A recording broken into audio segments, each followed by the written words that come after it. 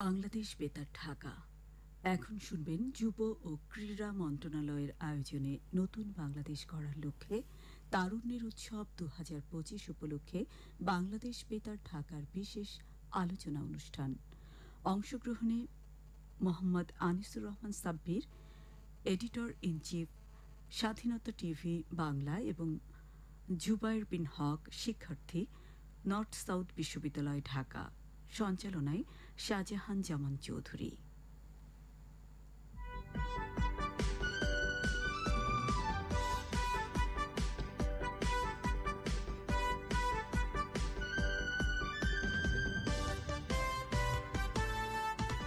সুপ্রিয় শ্রোতা বন্ধুরা, আসসালামু আলাইকুম। আমন্ত্রণ জানাচ্ছি তারুণ্যের উৎসব ২০২৫ উপলক্ষে এসো দেশ বদলাই পৃথিবী বদলাই শীর্ষক বিশেষ আলোচনা অনুষ্ঠানে আমন্ত্রণ জানিয়েছি দুজন তরুণ প্রতিনিধিকে। আসুন আগে তাদের সাথে পরিচিত হই। Mohammad Anisur Rahman, editor in chief, স্বাধীনতা টিভি বাংলা, এবং জুবায়ের বিন হক, যিনি সদ্য একটি বেসরকারি বিশ্ববিদ্যালয় থেকে বিবিএ সম্পন্ন করেছেন। আপনাদের দুজনকে এই অনুষ্ঠানে স্বাগত জানাচ্ছি। আপনাকে অসংখ্য ধন্যবাদ যে আমাদেরকে আমন্ত্রণ জানাবার জন্য। সুপ্রিয় বন্ধুরা, আপনারা জানেন যে সারা বাংলাদেশে এখন তারুণ্য উৎসব চলছে। মূলত যুব ও ক্রীড়া মন্ত্রণালয় কর্তৃক ঘোষিত কর্মসূচির অংশ হিসাবে ৩০ ডিসেম্বর ২০২৪ থেকে তারুণ্যের উৎসবের কর্মসূচি শুরু হয়েছে।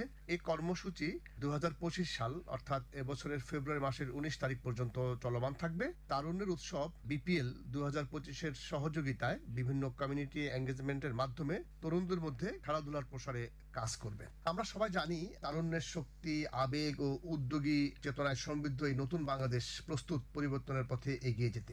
বাংলাদেশের প্রিমিয়ার লিগ বা বিপিএল এর সহযোগিতায় তারুণ্য উৎসব ২০২৫-এর লক্ষ্য জাতিকে ঐক্যবদ্ধ করা, পারস্পরিক সহযোগিতার মানসিকতা গড়ে তোলা এবং বাংলাদেশের বৈচিত্র্য ও সংস্কৃতির সৌন্দর্যকে উদযাপন করা। বন্ধুরা, আমরা আলোচনায় চলে যাচ্ছি। আনিসুর রহমান, এই যে আমরা বলছি তারুণ্য উৎসব, বিপিএল এর মাধ্যমে যে তারুণ্য উৎসব সরকার আয়োজন করছে এবং ফেব্রুয়ারি মাস পর্যন্ত এটা চলবে, ১৯ তারিখ পর্যন্ত। তো এই বাংলাদেশ প্রিমিয়ার লিগ বা বিপিএল এটা তরুণদেরকে মূলত কিভাবে উদ্বুদ্ধ করছে? ধন্যবাদ আপনাকে। আমি প্রথমেই মনে করছি যে নতুন বাংলাদেশ গড়বার স্বপ্নের সাথে সামঞ্জস্য রেখে এই বিপিএল ২০২৫-কে কিন্তু ঢেলে সাজানো হয়েছে এবং এটি কিন্তু একটি জাতীয় লক্ষ্য অর্জনের কিন্তু একটি সোপান। এবং আমি মনে করছি যে নতুন আঙ্গিকের এই বিপিএল এর লক্ষ্য কিন্তু আমাদের যুব সমাজকে একসাথে ঐক্যবদ্ধ করে তোলা এবং ক্রিকেটের এই শক্তিকে কাজে লাগিয়ে আমাদের পুরো জাতিকে ঐক্যবদ্ধ একটি প্ল্যাটফর্মে নিয়ে আসা। এর মাধ্যমে যেমন গ্রাম, শহর, পুরো জাতি অর্থাৎ যারা সুবিধা প্রাপ্ত বা সুবিধা বঞ্চিত সকল শ্রেণীর তরুণ যুবতী আমরা যারা আছি, আমাদের মাঝে সামাজিক, অর্থনৈতিক, পরিবেশগত মূল্যবোধগুলো কিন্তু আমাদের ভেতরে জাগ্রত করা। আমি মনে করছি আরো যে এই পৃথিবীটা এবং আমাদের এই ইয়াং জেনারেশন আমরা যারা আছি, আমাদের তরুণ আছেন, জি আমরা যারা তরুণরা আছি, কারণ আমি নিজেও কিন্তু খুবই তরুণ, এবং এই তারুণ্য নির্ভরতার এই বাংলাদেশে এখন কিন্তু আমরা মনে করছি যে আমাদের এই তরুণদের শক্তিকে আমরা যদি কাজে লাগাতে পারি এবং এই যে বিপিএল ২০২৫ এটাকে যে একটা প্ল্যাটফর্মে আনবার যে একটা প্রয়াস তৈরি করেছেন আমাদের এই অন্তর্বর্তীকালীন সরকার, আমরা অসংখ্য ধন্যবাদ এবং মোবারকবাদ জানাই যে এই প্ল্যাটফর্মটি অনেক আগেই কিন্তু আসা দরকার ছিল বাংলাদেশের প্রেক্ষাপটে। কিন্তু আমাদের এই তরুণদেরকে পিছিয়ে রেখে কিন্তু বারেবার দেখেছি ফ্যাসিস্ট সরকার কিন্তু তারা তাদের এজেন্ডাগুলো বাস্তবায়ন করেছে। অর্থাৎ যে তরুণ, অর্থাৎ যে শিশু ঘুমিয়ে আছে, হ্যাঁ, সেই শিশুটাকে কিন্তু জাগ্রত করবার কোনো প্রকার প্রয়াস দেখিনি আমরা।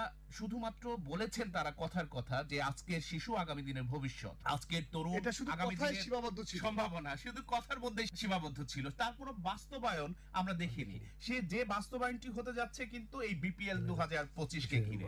ধন্যবাদ আনিসুর রহমান, আপনি আমাদেরকে একটি মোটামুটি ধারণা দিলেন যে বাংলাদেশ প্রিমিয়ার লিগ কিভাবে তরুণদেরকে উদ্বুদ্ধ করছে। জুবায়ের বিন হক, এই বিষয়ে আপনি কি বলবেন? আমি বলতে চাচ্ছি বাংলাদেশের ক্রিকেট শুধু একটি খেলা নয়, এটি মানুষের আবেগের একটি বড় অংশ। তো তরুণদের মাঝে ক্রিকেটের জনপ্রিয়তা ব্যাপক এবং বিপিএল এ আগ্রহ আরো অনেক অংশ বাড়িয়ে তুলেছে। তো তারা প্রিয় খেলোয়াড়দের পারফরমেন্স দেখতে এবং তাদের থেকে শিখতে এবং ভবিষ্যতে একই জায়গায় পৌঁছানোর স্বপ্ন দেখতে ভালোবাসে। তো এভাবেই বিপিএল কিন্তু আমাদের তরুণ প্রজন্ম থেকে শুরু করে সকলকে একত্রিত করছে, একটি প্ল্যাটফর্মে নিয়ে আসছে, ছাতার নিচে সবাইকে নিয়ে এসেছে। হ্যাঁ। আবার আরেকটা ব্যাপারটা হচ্ছে যে বিপিএল কিন্তু তরুণদের নতুন করে স্বপ্ন দেখার একটা সুযোগ দিচ্ছে, যে যেখানে হচ্ছে আমাদের বিভিন্ন প্রতিভাবান ক্রিকেট ক্রিকেটারদের পারফরমেন্স দেখছে, তারপর হচ্ছে বিভিন্ন বিদেশি প্লেয়ারদের দেখছে, তাদের মাধ্যমে কিন্তু আমাদের তরুণ প্রজন্ম নতুন কোনো অনুপ্রেরণা পাচ্ছে কিভাবে আগানো যায়। এবং বিপিএল আরো একটি বিষয় হচ্ছে যে আমরা যদি অধিকাংশ দলগুলোকে দেখি, এখানে কিন্তু অধিক পরিমাণ তরুণ খেলোয়াড়দের নেওয়া হয়েছে, যাদের অধিকাংশের বয়সই কিন্তু 35-এর নিচে। তো এইটাও আমি বলবো যে এটা একটা বড় আকর্ষণ বিপিএল এ, যে কারণে তরুণ এখন আকর্ষিত হচ্ছে বিপিএল এর প্রতি। আর আরেকটা কথা হচ্ছে যে আমরা যদি আগের জেনারেশনটা দেখে থাকি, আমরা জানি যে আমাদের প্রিভিয়াস যে ফ্যাসিস্ট সরকার ছিল তারা কিন্তু সকল ক্ষেত্রেই তাদের নিজস্ব মতবাদ প্রমোট করার একটা চেষ্টা করেছে। ইভেন ইফ যদিও বিপিএল ছিল একটি জনগণের খেলা, জনগণের আকর্ষণের মূল কেন্দ্রবিন্দু থাকার কথা ছিল, কিন্তু সেটা কিন্তু ছিল না। উৎসবের জায়গা ছিল, হ্যাঁ, জি জি একটা জি উৎসাহের জায়গা ছিল। জি, সেটা কিন্তু আমরা প্রিভিয়াস যতগুলা আসর হয়েছে আমার মনে হয় না এরকম কোনো জনগণের সংস্ফূর্ত অংশগ্রহণ ছিল বিপিএল এ, যেটা আমার মনে হচ্ছে এবার কিন্তু সম্পূর্ণ নতুন উদ্যমে আবার শুরু হয়েছে, যেটা হচ্ছে বিপিএল এবার সেই তারুণ্য উৎসবের মাধ্যমে সেটা আবার নতুন করে শুরু করেছে। এবং এটা চলমান থাকবে। জি জি, ইনশাআল্লাহ এটা চলমান থাকবে। ধন্যবাদ জুবায়ের, আমরা আপনার কাছে আবারও আসবো। প্রিয় বন্ধুগণ, আমরা জানি বাংলাদেশের ইতিহাস সাক্ষ্য দেয় যে তরুণরা সবসময় বড় পরিবর্তনের একটা পথ প্রদর্শক। ভাষা আন্দোলন থেকে মুক্তিযুদ্ধ এবং সাম্প্রতিক উন্নয়ন যাত্রায় তরুণদের ভূমিকা ছিল অবিস্মরণীয়। তারুণ্য উৎসব 2025 সেই ঐতিহ্যকে সম্মান জানিয়ে তরুণদের মধ্যে নতুন উদ্যম সৃষ্টি করবে। এই উদ্যম তরুণদের কাছে নেতৃত্বের গুণাবলী জাগ্রত করবে। এর ফলে সমাজের উন্নয়নে তরুণরা ব্যাপকভাবে অনুপ্রাণিত হবে। আনিসুর রহমান সাব্বির, এই যে আমরা সাম্প্রতিক সময় আমাদের দেশে একটা অভাবনীয় বিপ্লব ঘটে গেল, যেটাকে আমরা বলছি জুলাই গণ অভ্যুত্থান, সেই গণ অভ্যুত্থানে ছাত্র জনতার অধিকাংশ ছিলেন কিন্তু তরুণ। যারা শহীদ হয়েছেন আল্লাহ পাক তাদের শাহাদাতকে কবুল করুন, তারাও ছিলেন বয়সে অনেকাংশ তরুণ। যারা আহত অবস্থায় আছেন তারাও বলা যায় সবাই তরুণের ঘরে আর কি। সেই উত্তাল দিনগুলো নিয়ে এবার কিছু বলুন। ধন্যবাদ। খুবই গুরুত্বপূর্ণ একটি বিষয় আপনি আলোকপাত করেছেন। তরুণ আমরা কি পেরেছি, এই পরবর্তীতে যে ফ্যাসিস্টদের অপসারণ করে এই বাংলায় যে বাক স্বাধীনতা বা প্রত্যেকটি ক্ষেত্রে বৈষম্যের যে একটি প্রয়াস ছিল, সেটিকে যে একেবারেই আমরা পিছু ফেলে যে সামনের দিকে আমরা অগ্রসর হয়েছি, আমরা কিন্তু তরুণরাই। আমি যদি বলি যে এইবারের যে আপনি তারুণ্য উৎসবের এই যে স্লোগান, এসো দেশ বদলাই পৃথিবী বদলাই, এই স্লোগানটি শুধুমাত্র কিন্তু আমাদের তরুণদের উপর ডিপেন্ড করে কিন্তু এই স্লোগানের জন্ম। সেই ভয়াল যদি আপনি বলেন যে বৈষম্য বিরোধী আন্দোলন যখন শুরু হলো, তখন কিন্তু বিশেষ করে আমরা তরুণরা কিন্তু ঘরে বসে থাকতে পারি নাই। আমরা তরুণরা তখন কিন্তু রক্ত উজ্জীবিত হয়েছে যে ফ্যাসিস্ট সরকারকে প্রতিহত করতে হবে, আমাদের আর কোনো বৈষম্য দেশে রাখা যাবে না, বৈষম্যহীন সরকার আমরা চাই। এখানে আমার একটা বিষয় গুরুত্বপূর্ণ, যে এই যে তরুণরা যে তাদের রক্ত যে উত্তাল হয়েছে, এটা কিন্তু শুধু শহরে হয়েছে তা কিন্তু নয়, এটা গ্রামে, গ্রামাঞ্চলে এবং প্রত্যন্ত অঞ্চলে কিন্তু এটা ছড়িয়ে পড়েছে।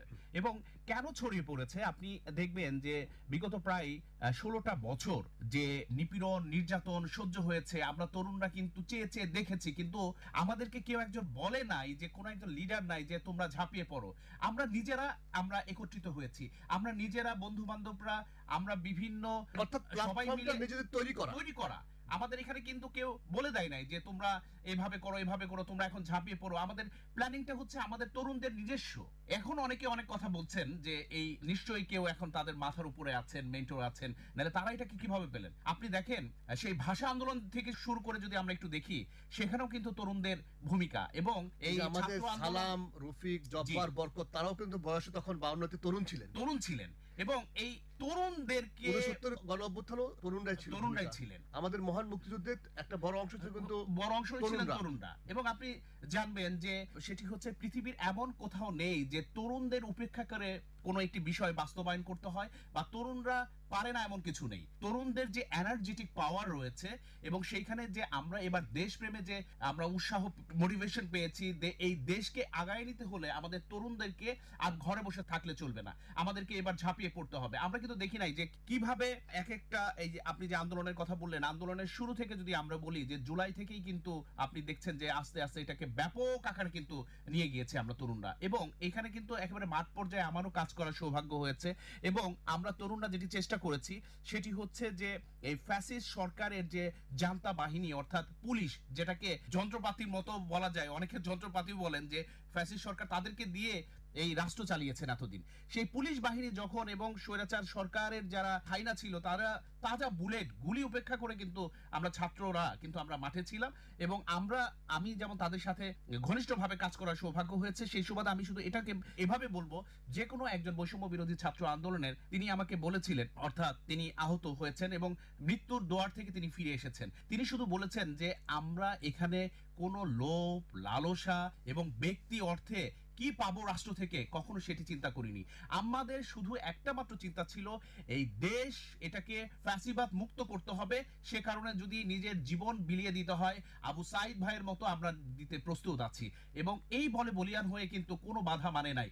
এবং আপনি দেখেছেন যে এই যারা শহীদ হয়েছেন অনেক পরিবারের একমাত্র ছেলে, এবং আপনার যারা শহীদ হয়েছে এমনকি যে মালয়েশিয়ায় পড়াশোনা করছে, যখন দেখেছে যে তার ভাই বন্ধুরা ডাক দিয়েছে মালয়েশিয়া থেকে চলে এসে তিনি কিন্তু শহীদ হয়েছেন। হ্যাঁ, এমনও কিন্তু জিনিস ঘটনা ঘটেছে। সাব্বির, আপনি অনেকগুলো বিষয় তুলে ধরলেন। এই যে জুলাইয়ের গণ অভ্যুত্থান, তরুণদের অংশগ্রহণ, জোবায়ের আপনি কি বলবেন? আমি বলতে চাচ্ছি যে বাংলাদেশের যদি আমরা আগের হিস্ট্রি দেখে থাকি, সবসময় দেখবো যে এইসব সিচুয়েশনে সবার আগে কিন্তু এগিয়ে এসেছে আমাদের তরুণরা। যেমন 1952 সালের ভাষা আন্দোলন, 1969-এর গণ অভ্যুত্থান, 1971 সালের মুক্তিযুদ্ধ। তো সর্বোচ্চ আমরা দেখেছি যে সবসময় এইসব সিচুয়েশনে তরুণরা সর্বোচ্চ এগিয়ে এসেছে, এবং আমি বলবো আমি আমার নিজের চোখের সামনে এই আন্দোলনগুলোরই বহিঃপ্রকাশ আবার দেখেছি। যেমন এই আন্দোলনের দিন আমার কিছু স্মৃতি যদি মনে করি, তার মধ্যে একটি স্মৃতি ছিল যখন দেখেছিলাম যে সরকারের জান্তা বাহিনী পুলিশ গুলি করা শুরু করেছে এবং অনেকেই তখন আহত হয়েছে এবং সবাইকে হসপিটালে নেওয়া হচ্ছে। তো আমরা তখন মনে করেছিলাম যে এখানে হয়তো থেমে যেতে হবে, কারণ এভাবে যদি পুলিশ অগ্রসর হয় এবং গুলি করে এখানে সামনে অগ্রসর হওয়া সম্ভব নয়। কিন্তু আমি সেদিনই বুঝেছি যে আমাদের আসলে বিপ্লব হয়ে গিয়েছে, কারণ আমি কাউকে এক পা পিছনে যেতে দেখিনি। যত গুলি করা হচ্ছে আমি সবাইকে দেখছি তারা এক পা করে এগিয়ে যাচ্ছে, একটার পর একটা মানুষ পড়ছে, বাট কাউকে আমি দেখছি না যে তারা মনোবল হারাচ্ছে। প্রতিটি, আমি বলবো যে প্রতিটি শহীদের দেহ ছিল তখন মনোবল, যে যত পরিমাণ তারা গুলি করছে তত পরিমাণ সকল তরুণরা আরো সক্রিয় হচ্ছে। এবং এরকম একটা প্রমাণও কিন্তু দেখা গিয়েছে যে পুলিশ কিন্তু যে আমাদের একজন প্রতিমন্ত্রীকে মনে বলছিল, সাবেক স্বরাষ্ট্রমন্ত্রী তাকে বলছিল যে একটা একটা করে মারছি, আরো দেখা যাচ্ছে যে আরো এখানে গ্যাদার হচ্ছে। এটি হচ্ছে ভয়ের ব্যাপার, যে এটি ভয়ের ব্যাপার। এবং আমি যদি বলি যে আমি সেদিনই বুঝেছি বিপ্লব এদেশে হয়ে গিয়েছে, যেদিন আমি দেখেছি যে গুলি করার পরও কোন তরুণকে ছাত্রকে কোনো পিছু টান নেই, ছাত্র জনতার মধ্যে কোনো ভয় নেই। জি জি। এবং আমি যদি বলি যে আমি সেদিনে অনুভব করেছি আসলে 1952-তে কি হয়েছে, 1969-এ কি হয়েছে, 1971 সালে কি হয়েছে। আমার মনে হয় যে সেই যে অনুপ্রেরণা সেটা যে আমাদের ভিতরে আছে, সেদিনে আমি এটা প্রমাণ পেয়েছি। ধন্যবাদ জুবায়ের, আপনি অত্যন্ত সুন্দরভাবে জুলাইয়ের গণ অভ্যুত্থানের সেই উত্তাল দিনগুলোর কথা আমাদেরকে বললেন। আচ্ছা, আপনাদের দুজনকে বলছি আমরা এবার একটু সরাসরি, যেহেতু বিপিএল কে কেন্দ্র করে মূলত তারুণ্যের উৎসব, একটু বিপিএল এ চলে যাই। এবারে যে আসরটা, এটা শুরু হয়েছে 30শে ডিসেম্বর 2024 এবং চলবে 7ই ফেব্রুয়ারি 2025 পর্যন্ত, খুব আর সময় নেই। এবার মোট 7টি দল রয়েছে এবং সব মিলিয়ে এখানে কিন্তু এবার ম্যাচ হবে 46টা, এবং এটি হচ্ছে বিপিএল এর 11তম আসর। এই বিপিএলটা হচ্ছে সর্বোচ্চ পর্যায়ের একটা পেশাদারী টোয়েন্টি ক্রিকেট লিগ, যেটির আয়োজক হচ্ছে বাংলাদেশ ক্রিকেট বোর্ড। এবং যে 7টি দল সেটা হয়তো আপনারা সবাই জানেন: Rangpur Riders, Chittagong Kings, Durbar Rajshahi, Khulna Tigers, Fortune Barishal, Dhaka Capitals এবং সিলেট সিক্সার্স। এবং আপনারা আরো এই তথ্যটা অবশ্যই জানেন যে 2012 সালে প্রথম এই বিপিএল আসর শুরু হয়। সাব্বির, এখন পর্যন্ত বিপিএল এর কি অবস্থা, অদ্যাবধি পয়েন্ট টেবিলের কি অবস্থা, আপনার কাছে কি মনে হয় যে এবার কারা চ্যাম্পিয়ন হতে যাচ্ছে, বা এখন পর্যন্ত যে পয়েন্ট টেবিল রয়েছে কারা শেষ পর্যন্ত তাদের জয়ের মালা আনতে পারবে? অসংখ্য ধন্যবাদ। এই যে আপনি বলছিলেন যে এই 7টি দল, এবং এই 7টি দল যে খেলছে এবং তারা কিন্তু প্রত্যেকেই তারুণ্য নির্ভরতার প্রতীক, আমাদের বলতে গেলে যে আমাদের এক একটা নক্ষত্র, উজ্জ্বল নক্ষত্র। এবং তারা কিন্তু চাচ্ছেন যে, যদি আমরা রংপুর রাইডার্সের দিকে তাকাই, যে তাদের কথা হচ্ছে যে এটা যে কোনো বলেন খেলা বলেন বা তাদের প্রত্যাশা বলেন, যে তাদের ব্যাটিং যদি আপনি লক্ষ্য করেন যে তাদের ব্যাটিংটা ছিল হচ্ছে মারদাঙ্গা রকমের একটা ব্যাটিং, অর্থাৎ বল উড়িয়ে ফেলার, অর্থাৎ 4 ছক্কার একটা হিরিক কিন্তু দেখাবে, মানে সেই সনাতন এক বা সিঙ্গেলস নেওয়া, ডাবলস নেওয়া। জি জি, সেটা এখন আর নেই, সেটি এখন আর নেই, অর্থাৎ 4 ছক্কার একটা হিরিক, মানে তাদের ব্যাটিং ছিল। কিন্তু অনেকগুলো রেকর্ড কিন্তু আসলে ভাঙছে এবারের বিপিএল। হ্যাঁ, বিপিএল রেকর্ড ভাঙছে, এবং ভাগার মধ্যে মূল মোটিভেশনই হচ্ছে যে তারা কিন্তু প্রত্যেকেই তরুণ, এবং তাদের এই খেলার মধ্যে দিয়ে আপনি যেটি প্রশ্ন করেছেন, আমি প্রশ্নের একটু বিপরীত দিকে একটু যাব। সেটি হচ্ছে কেমন তারা যে খেলছেন এই খেলার মধ্যে কিন্তু প্রত্যেকের স্বপ্ন জড়িত আছে, এবং প্রত্যেকেই চাচ্ছে যে বেটার পারফরমেন্সটাকে কিন্তু দেখানোর জন্য, এবং এই শো করার জন্য, যেটা কিন্তু আগের সময়গুলোতে তারা সুযোগ পাননি। এখন তারা যে দলেরই হয়ে খেলুক, সেটি হচ্ছে রংপুর রাইডার্স বলেন বা অন্যান্য দলের হয়েই বলেন, প্রত্যেকের ভেতরেই কিন্তু দেখা যাচ্ছে যে খুবই একটা বিষয় যে এখানে আক্রমণাত্মক একটা বিষয় দেখা যাচ্ছে এবং প্রত্যেকেই তার প্রত্যেকটা ট্যালেন্টশিপ দেখানোর জন্য কিন্তু ব্যস্ত। সুতরাং এখনই বলা যাচ্ছে না যে কে সবচেয়ে বেশি আগায় বা যে পয়েন্টস এর তালিকায় আমরা জি। যে যদি এখনো পর্যন্ত যে পয়েন্ট টেবিল আছে বিপিএল এর, সেখানে আমরা দেখতে পাচ্ছি যে রংপুর রাইডার কিন্তু তারা 10টা ম্যাচ খেলেছে জি এবং তারা 8টাতে জিতেছে, 2টাতে হেরেছে, তাদের পয়েন্ট এখন 16। হ্যাঁ, এর পরপরই আছে কিন্তু ফরচুন বরিশাল, জি। এবং অনেকেরই কিন্তু আগ্রহের জায়গা এই ফরচুন বরিশাল। আচ্ছা, তারা 9টি ম্যাচ খেলেছে, 7টিতে জিতেছে, 2টিতে হেরেছে, তাদের পয়েন্ট 14। তারা সম্ভাবনা দেখছে। এবং এরপরে চট্টগ্রাম আছে, তারা 9টা ম্যাচ খেলেছে, 5টায় জিতেছে, 4টায় হেরেছে, যে তাদের অবস্থা খুবই 10, তারা 10। হ্যাঁ, জি। তারপরে রাজশাহীও, হুম। তারাও 11টা ম্যাচ, একটা ম্যাচ বেশি খেলেছে, তারা 5টায় জিতেছে এবং তারা আরো বেশি হেরেছে, 6টায় বেশি হেরেছে। হয়েছে, জি। হ্যাঁ, এবং তাদের পয়েন্ট হচ্ছে 10। জোবের, এখনো পর্যন্ত বিপিএল এর যে পয়েন্টস টেবিল, আপনি কি বলবেন? আমি এখানে পার্সোনালি অপিনিয়ন থাকবে হচ্ছে আমি বরিশালের পক্ষেই বলবো। দুইটা রিজন হতে পারে, আমার দেশের বাড়িও বরিশাল, এটাও হতে পারে। এছাড়া হচ্ছে আমরা যদি হচ্ছে এদের রান রেটটা দেখি, অলরেডি বরিশাল কিন্তু রংপুর থেকে একটি ম্যাচ কম খেলেছে, কিন্তু এদের রান রেট কিন্তু বর্তমানে অলরেডি হচ্ছে রংপুর রাইডার্সকে ক্রস করে গিয়েছে। আমরা যদি এদের নেট রান রেট দেখি, সেটা হচ্ছে +1.09, আর যেটা হচ্ছে রংপুরের হচ্ছে +1.07। তো অলরেডি একটা ম্যাচ কম খেলার পরও তারা কিন্তু তাদের রান রেট তাদের থেকে এগিয়ে রাখতে পেরেছে। তো আমার মনে হচ্ছে যে বরিশালেরই এবার হচ্ছে শিরোপাটা জেতার সম্ভাবনা সবচেয়ে বেশি। বাকিটা আনিস ভাইয়া বলেন। না, আপনি যেমনটা বলছিলেন যে এখন ওই যে আমার কথা হচ্ছে একটাই, যে প্রত্যেকে কিন্তু বেটার পারফরমেন্স দেখাবার জন্য কিন্তু এই বর্তমান এই সুযোগটা কিন্তু পেয়েছে এবং প্রত্যেকে চেষ্টা করছে। তো বৃক্ষের পরিচয় কিন্তু ফলে। আচ্ছা জোবের, এখানে কিন্তু একটা গুরুত্বপূর্ণ বিষয়, অন্য যে বিপিএল এর আসর তার চাইতে কিন্তু এবারে বিদেশি খেলোয়াড়ের সংখ্যা বেশি। জি জি। এবং আপনি খেয়াল করেছেন বিদেশি খেলোয়াড় যারা এসছে তাদের মধ্যে কিন্তু একটা উল্লেখযোগ্য অংশ হচ্ছে তরুণ, বয়সে তরুণ। এবং বিশ্বের বিভিন্ন প্রান্তে তারা এরকম ফ্র্যাঞ্চাইজি ক্রিকেট খেলেন এবং প্রত্যেকটা দেশে তারা কিন্তু খুব জনপ্রিয়। এদের নিয়ে কিছু বলুন। আমি এবার শুরুতেই বলেছিলাম যে এবার যদি আমরা একটা জিনিস লক্ষ্য করি যে অন্যান্য বারের থেকে এবার কিন্তু তরুণের সংখ্যা অনেক বেশি, এবং বেশিরভাগ যতগুলাই এবার দল রয়েছে, যে 7টি দল, তার মধ্যে অধিকাংশ কিন্তু দেখা যাচ্ছে যে 35-এর নিচে বয়স। তো আমরা যদি এবার যদি লক্ষ্য করি, তাহলে হচ্ছে আমাদের এবার বিপিএল এর ট্যাগলাইনটাই হচ্ছে তারুণ্য উৎসব। তো আমার মতে তারুণ্য উৎসবের কারণেই কিন্তু অধিকাংশ তরুণ প্লেয়ারদের নেওয়া হয়েছে, এবং যাদের দেখে যাতে অনুপ্রাণিত হয় আমাদের ইয়ং জেনারেশন এবং ভবিষ্যতে নতুন প্লেয়ার তৈরি হতে পারে। কারণ হচ্ছে আমাদের এই বিপিএল কিন্তু একটি মঞ্চ যেখান থেকে কিন্তু জাতীয় দলে চান্স পাওয়ার একটি সুযোগ থাকে। কারণ এখানে যদি বিপিএল এ যদি ভালো একটি পারফরমেন্স দেখানো যায়, তারপর এটা কিন্তু তাদের, আমি বলবো এদের পোর্টফোলিও হেভি করছে, যেটা ভবিষ্যতে তাদের হচ্ছে আরো ভালো প্ল্যাটফর্মে যাওয়ার একটা সুযোগ রয়েছে। সুপ্রিয় শ্রোতা বন্ধুরা, আমরা জানি যে অধ্যাপক ডক্টর মোহাম্মদ ইউনূসের নেতৃত্বে গঠিত অন্তর্বর্তী সরকার বিপিএল বা বাংলাদেশ প্রিমিয়ার লিগকে সামনে রেখে তারুণ্যের উৎসব করছে এবং এখন দেশব্যাপী তারুণ্যের উৎসব চলমান রয়েছে। আমরা বিপিএল নিয়ে কথা বলছিলাম, অনেকগুলো বিষয়, জুলাইয়ের গণ অভ্যুত্থান নিয়ে আমাদের দুজন আলোচক বললেন। আনিসুর রহমান, আমরা যদি এবারে আলোচনা করি এই তারুণ্য উৎসব, তো এই দেশ গঠন, রাষ্ট্র গঠনে আমাদের তরুণরা সুনির্দিষ্টভাবে কিভাবে ভূমিকা রাখতে পারেন? যে তরুণদের কিভাবে ভূমিকা, সেই ভূমিকা রাখা কিন্তু অলরেডি শুরু করে ফেলছে তরুণরা। হ্যাঁ, শুরু করে ফেলেছে। সেটি হচ্ছে আপনি দেখেন 5ই আগস্ট ফ্যাসিস্ট সরকার এই পালিয়ে যাওয়ার পরে সেটি কিন্তু তখন কিন্তু অনেকেই যে আপনার গণভবন বলেন, জাতীয় সংসদ বলেন, সেখানে কিন্তু আপনি প্রথম এটা হচ্ছে যে একেবারে এলোমেলো ভাঙচুর, একটি মানে জরাজীর্ণ একটা পরিস্থিতি, ভয়ঙ্কর একটি পরিস্থিতি দেখিয়েছিল। সেখানে দেখেন 16 বছরের ক্ষোভ, 16 বছরের ক্ষোভ। সেখানে দেখেন মাত্র চোখের নিমিষেই ইয়াংরা সবাই ঝাড়ু দিয়ে পরিষ্কার পরিচ্ছন্ন করে কিভাবে গুছিয়ে সেটাকে আবার সুন্দর করে জাতীয় পতাকা পতপত করে উঠছে জাতীয় সংসদে, সেটি কিন্তু দেখিয়েছে পরিষ্কার পরিচ্ছন্নতা কিভাবে করতে হয়। এখানে যদি সেই ফ্যাসিস্ট সরকার থাকতো তবে কি করতো, এই ঘটনার পরে বিশাল অঙ্কের একটি বাজেট দিত, সেই বাজেট দেবার ফলে দেখা যেত সেখানেও বেশ বড় ধরনের একটি সময় ক্ষেপণ করত এবং তারপরে ধীরে ধীরে সেই কাজটি করত।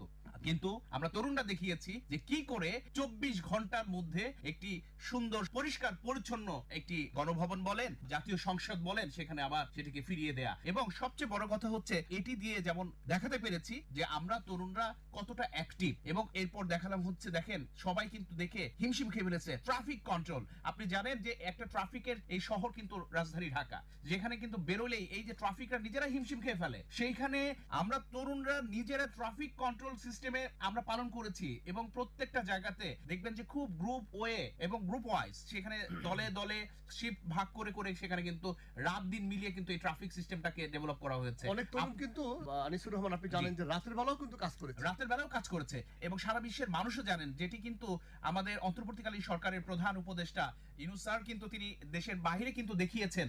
এবং প্রত্যেকটা দেয়াল এবং যে জরাজীর্ণ ময়লা বিভিন্ন রাজনৈতিক বলবো যে তাদের প্রচারের একটি আওয়ামী ফ্যাসিস্টদের একটি প্রচারণার একটি জায়গা ছিল দেয়াল, সেই দেয়ালগুলোকে পরিষ্কার পরিচ্ছন্ন করে গোটা রাজধানী না সারা বাংলাদেশের দেয়ালগুলোতে কিন্তু বিভিন্ন আলপনার সুন্দর শৈল্পিক জিনিস এবং গ্রাফিতি তারা এঁকেছে, হ্যাঁ গ্রাফিতি এঁকেছে, যে গ্রাফিতি এবং কিন্তু এই বিশ্ববাজার গ্রাফিতিতে কিন্তু বিশ্বের তাদের কিন্তু প্রতিবাদের প্রশংসা। ভাষা আছে। হ্যাঁ গ্রাফিতিতে প্রতিবাদের ভাষা আছে, গ্রাফিতিতে দেশ সৌন্দর্য এগিয়ে যাওয়ার কথাও দেশ আছে। এগিয়ে যাওয়ার কথা আছে, এখানে মোটিভেশন লুকিয়ে আছে, যেটি কিন্তু বহির্বিশ্বে কিন্তু বেশ আলোচিত হয়েছে, প্রশংসা কিন্তু কুড়িয়েছে। কুড়িয়েছে। আপনি জানেন আমি শুধু আরেকটা কথা বলতে চাই এই মুহূর্তে, যে তারুণ্য নির্ভর বাংলাদেশ বিশ্বকে যেভাবে এগিয়ে নিতে পারবে, বাংলাদেশকে এগিয়ে নিতে পারবে বিশ্ব কাতারে, সেটি কিন্তু অন্যান্যদের দ্বারা সম্ভব না। হ্যাঁ অন্যান্যদের বলতে গেলে যারা এখানে বয়স্ক আছেন বা যারা এখানে ইয়াং এর বাইরে তাদের কিন্তু অভিজ্ঞতা আছেন, সেই অভিজ্ঞতা কিন্তু আমাদের নাই, কিন্তু আমাদের ভেতরে আছে এনার্জিটি। এবং আমরা যদি তাদের এই অভিজ্ঞতা নিয়ে আমরা যদি মাঠে কাজ করে এনার্জি দিয়ে আমরা যদি আগাই, আমার মনে হয় যে এই ভঙ্গুর যে বাংলাদেশ যে অবস্থা, বিশেষ করে অর্থনৈতিক যে বর্তমান অবস্থা, সেটি কিন্তু অনেকাংশে দূর করা সম্ভব। কেননা আপনি জানেন যে বর্তমান এই তারুণ্য নির্ভর আমরা যারা আছি, তরুণ নির্ভর, আমরা কিন্তু এখন আর চাকরি টাকরি তেমন খুঁজছি না, আমরা কিন্তু নিজেরাই ফ্রিল্যান্সার হিসেবে কাজ করছি বিভিন্ন জায়গায়। এবং আমরা কিন্তু আপনি জানেন কিনা শুধু প্রবাসে গিয়েই যে রেমিটেন্স নিয়ে আসতে হয় সেটা না, কিন্তু আমরা বাংলাদেশে থেকে কিন্তু আমরা এখানে লাখ লাখ কোটি কোটি টাকা রেমিটেন্স নিয়ে আসতেছি, তার মধ্যে কিন্তু আমি নিজেও একজন রেমিটেন্স যোদ্ধা।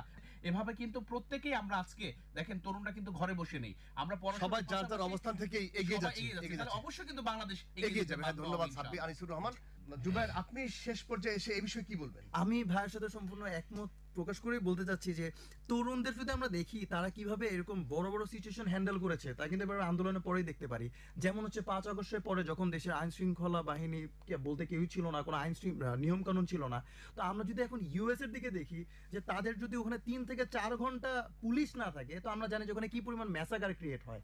তো আমরা যদি বাংলাদেশের দিকে দেখি, যেখানে 5 আগস্টের পর যখন একটি হচ্ছে ডাকাতের যে একটা প্রবণতা হয়েছিল, সব জায়গায় ডাকাত, তো আপনি যেটা বলেন রাতের বেলা কিন্তু অসংখ্য তরুণ লাঠি সোটা নিয়ে কিন্তু রাস্তায় নেমে গিয়েছে, তারা কিন্তু ডাকাতদের প্রতিহত করেছে। এবং দেখেন এটার জন্য কিন্তু কোনো উপর থেকে কারো কোনো আমি বলবো যে কোনো অর্ডার বা কিছু ছিল না, কিন্তু নিজ দায়িত্বের অংশ হিসেবে রাতের বেলা তারা পাহারা দিয়েছে। জি পাহারা দিয়েছে। এবং চিন্তা করুন যে সেই সময় যে এটাকে আমি বলবো যে কন্ট্রোল করেছে, এটা কিন্তু আসলেই মানে সবার জন্য একটা অবাক করা বিষয় আছে। এবং আমরা যে রিসেন্টলি দেখেছি লস অ্যাঞ্জেলেসে আগুন লেগেছে, তখনও কিন্তু প্রচুর পরিমাণে লুটপাট হয়েছে, যেটা এখানকার পুলিশ কন্ট্রোল করতে পারেনি। কিন্তু বাংলাদেশে কিন্তু এটা টোটালি তরুণ একটি নতুন জিনিস দেখিয়েছে যে পুলিশ ছাড়াও এরকম একটা থার্ড ওয়ার্ল্ড কান্ট্রিতেও যে আমরা এটাকে করতে পারি। বলা যায় সে সময় তারা বড় ধরনের নিরাপত্তার ভূমিকা পালন করেছে। জি। এখানে আমি একটু বলতে চাই যে এখানে হচ্ছে আপনি দেখেছেন যে মন্দির, হ্যাঁ যেখানে হচ্ছে এই যে হিন্দু ধর্মাবলম্বীদের যে বিভিন্ন উৎসবগুলোতে, সেখানে কিন্তু এই তরুণরাই কিন্তু পাহারা দিয়েছেন এবং যেখানে হচ্ছে ষড়যন্ত্রকারীরা কিন্তু ষড়যন্ত্র করতে এখনো প্রস্তুত তারা, কিন্তু আমরা তরুণরা কিন্তু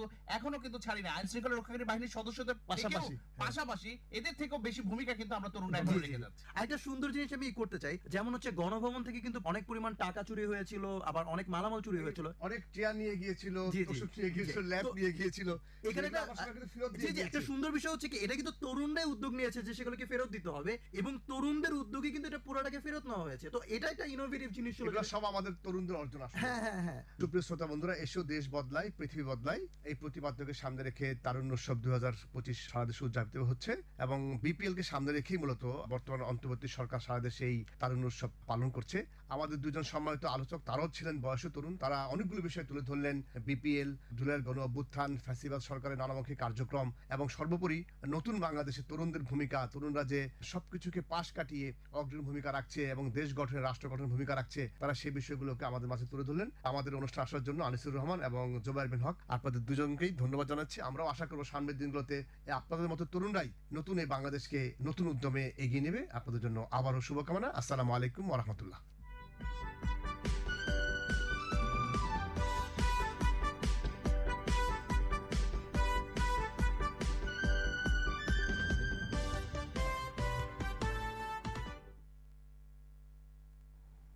এতক্ষণ শুনলেন যুব ও ক্রীড়া মন্ত্রণালয়ের আয়োজনে নতুন বাংলাদেশ গড়ার লক্ষ্যে তারুণ্যের উৎসব 2025 উপলক্ষে বাংলাদেশ বেতার ঢাকার বিশেষ আলোচনা অনুষ্ঠান।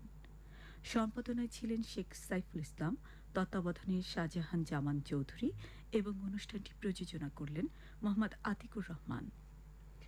বাংলাদেশ বেতার ঢাকা অনুষ্ঠান প্রচার হচ্ছে ঢাকা ক মধ্যম তরঙ্গ 693 কিলো হার্জ এবং FM 106 মেগা হার্জে, FM 102 মেগা হার্জ ও